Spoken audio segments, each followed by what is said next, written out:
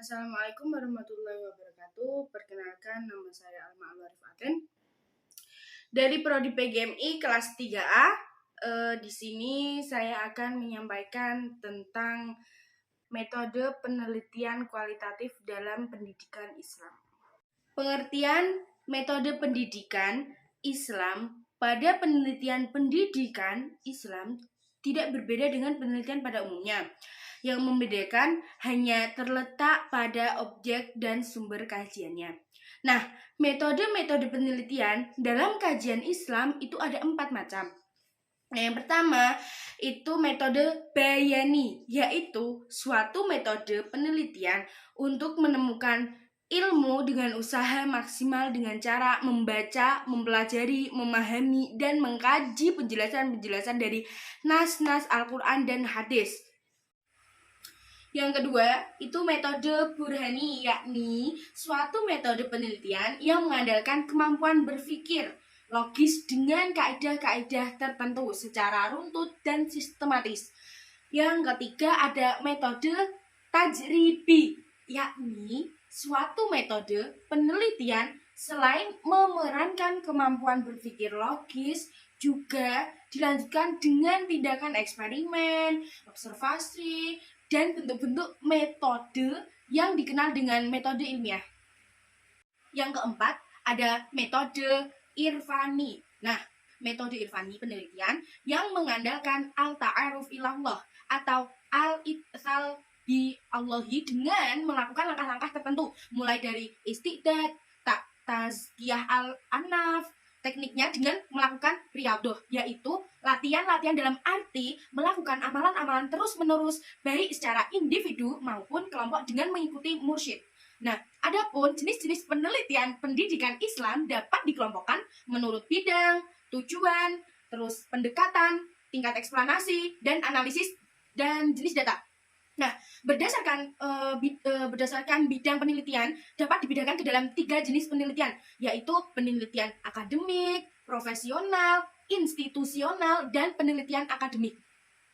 Nah, penelitian akademik itu penelitian pada bidang-bidang akademik. Nah, penelitian institusional adalah penelitian yang dilakukan pada institusi tertentu yang meneliti tentang aktivitas yang dilaksanakan institusi tertentu. Nah, dari penelitian institusional seperti kajian-kajian tentang lembaga pendidikan Islam berdasarkan tujuannya dapat dibedakan menjadi 2 kelompok. Yang pertama itu penelitian terapan. Nah, apa yang dimaksud penelitian terapan? Penelitian terapan adalah penelitian yang diarahkan untuk mendapatkan informasi yang digunakan untuk memecahkan masalah. Misalnya, penelitian tentang metode pembelajaran yang tepat untuk meningkatkan hasil belajar agama Islam, terus penelitian murni atau penelitian dasar yang dilakukan diarahkan sekedar untuk memahami masalah penelitian secara mendalam tanpa ingin menerapkan hasilnya. Nah, penelitian dasar bertujuan untuk mengembangkan dan tidak memperlihatkan kegunaan yang langsung bersifat praktis. Nah, jadi peneliti murni dasar berkenaan dengan penemuan dan pengembangan ilmu, misalnya peneliti tentang konsep anaf dalam Al-Quran. Dan berdasarkan metode penelitian, di sini penulis akan memberikan salah satu metode penelitian pendidikan Islam, yaitu dengan cara penilaian survei. Nah, penilaian yang dilakukan pada populasi besar maupun kecil, tetapi data yang dipelajari adalah data dari sampel yang diambil. Lalu, dari populasi tersebut, sehingga ditemukan kejadian-kejadian relatif, distribusi, dan hubungan-hubungan antar variabel sosiologis maupun psikologis. Misalnya, survei tentang profil madrasah, ibtidaiyah di Sumatera Utara, dalam kriterianya pun tidak berbeda dari kriteria pada umumnya. Berikut kriteria penelitian pendidikan Islam yang baik. Yang pertama, itu masalah dan tujuan peneliti harus berkaitan dengan ruang lingkup penelitian pendidikan Islam. Yang kedua, masalah dan tujuan pendidikan harus digambarkan secara jelas, sehingga tidak menimbulkan keraguan kepada pembacanya. Yang ketiga, peneliti yang dilakukan bersifat kritis, analitis. Yang keempat, masalah penelitian yang diajukan bersifat rasional. Yang kelima ada koherensi. Nah, koherensi yang yaitu terdapat keterkaitan antara bagian dalam penelitian. Penelitian pendidikan Islam terdiri dari 2 suku kata, metode penelitian dan pendidikan Islam.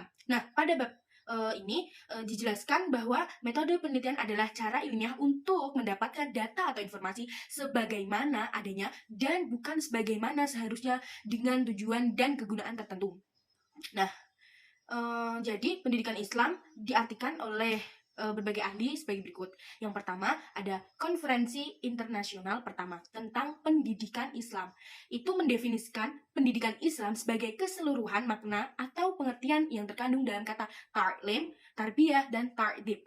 Nah, berdasarkan ketiga konsep tersebut, pendidikan Islam didefinisikan sebagai suatu proses penciptaan lingkungan yang kondusif bagi memungkinkan peserta didik untuk mengembangkan diri fisik dan psikisnya agar peserta didik mampu merealisir syahadah terhadap kebenaran dan kemahaesaan Allah Subhanahu wa taala melalui pemenuhan fungsi dan tugasnya sebagai hamba Allah dan khalifah Allah. Yang kedua, menurut Naqib Al-Attas mendefinisikan pendidikan Islam adalah ta'dib, yaitu proses pengenalan dan pengakuan tentang hakikat bahwa pengetahuan dan wujud bersifat teratur secara hierarki sesuai dengan berbagai tingkatan dan derajat tingkatan mereka, dan tentang tempat seseorang yang tepat dalam hubungannya dengan hakikat itu, serta dengan kapasitas dan potensi jasmaniah maupun rohaniah seseorang. Yang ketiga, menurut Abuddin Nata mendefinisikan pendidikan Islam yang dilaksanakan menggunakan Al-Quran, Al-Sunnah, pendapat para ulama, warisan sejarah, dan pertimbangan rasional, serta data empiris. Ketiga definisi di atas menunjukkan perbedaan pendidikan Islam dengan pendidikan lain. Perbedaan tersebut terletak pada Islam sebagai dasar pelaksanaan pendidikan, meskipun kadang-kadang menggunakan teori-teori pendidikan yang dikembangkan oleh ahli-ahli pendidikan sekuler, tetapi semua teori tersebut digunakan selama tidak bertentangan dengan ajaran Islam. Nah, dari penjelasan di atas dapat disimpulkan bahwa metode penelitian pendidikan Islam adalah cara ilmiah untuk mendapatkan data atau informasi sebagaimana adanya dan bukan sebagaimana seharusnya dengan tujuan kegunaan tertentu yang berkaitan dengan pendidikan Islam.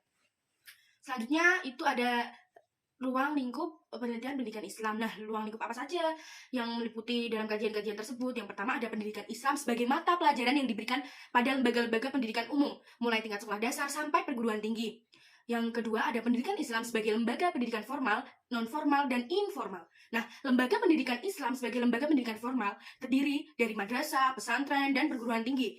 Lembaga pendidikan Islam sebagai lembaga pendidikan non-formal itu terdiri dari madrasah diniyah, Raudatul Atfal, masjid, surau, dan lain-lain. Jadi, lembaga pendidikan Islam sebagai lembaga pendidikan non-formal terdiri dari pendidikan keluarga dan lingkungan. Yang ketiga, pendidikan Islam sebagai sistem kajian ini mencakup dasar dan tujuan pendidikan Islam, tenaga pendidik, peserta didik, kurikulum, lingkungan, metode, dan evaluasi.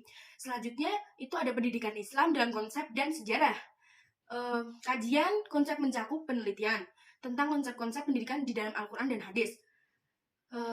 Kajian sejarah mencakup penelitian tentang sejarah pemikiran dan sejarah kelembagaan. Selanjutnya ada model dan jenis-jenis penelitian pendidikan Islam. Model dan jenis penelitian pendidikan Islam secara umum tidak berbeda dengan model dan jenis penelitian dalam pendidikan lainnya. Perbedaan hanya terletak pada objek dan sumber kajiannya. Jadi jenis penelitian dapat dikelompokkan menurut bidang, tujuan, pendekatan, tingkat eksplanasi, dan analisis data dan jenis data. Yang pertama berdasarkan penelitian, bidang penelitian. Yang kedua ada berdasarkan tujuan penelitian. Yang ketiga ada metode penelitian. Yang keempat ada berdasarkan tingkat eksplanasi hasil penelitian. Yang kelima berdasarkan jenis data dan analisis. Yang selanjutnya ada kriteria penelitian pendidikan Islam yang baik. Nah, kriteria pendidikan Islam yang baik pada dasarnya sama dengan penelitian pendidikan lainnya. Pendidikan Islam yang baik memiliki ciri-ciri sebagai berikut. Yang pertama, masalah dan tujuan peneliti harus berkaitan dengan ruang lingkup penelitian pendidikan Islam. Yang kedua, masalah dan tujuan penelitian harus digambarkan secara jelas, sehingga tidak menimbulkan keraguan pada pembaca. Yang ketiga, peneliti yang dilakukan bersifat kritis dan analitis. Sekian, terima kasih penjelasan dan pemaparan menurut saya mengenai metode penelitian kualitatif dalam pendidikan Islam.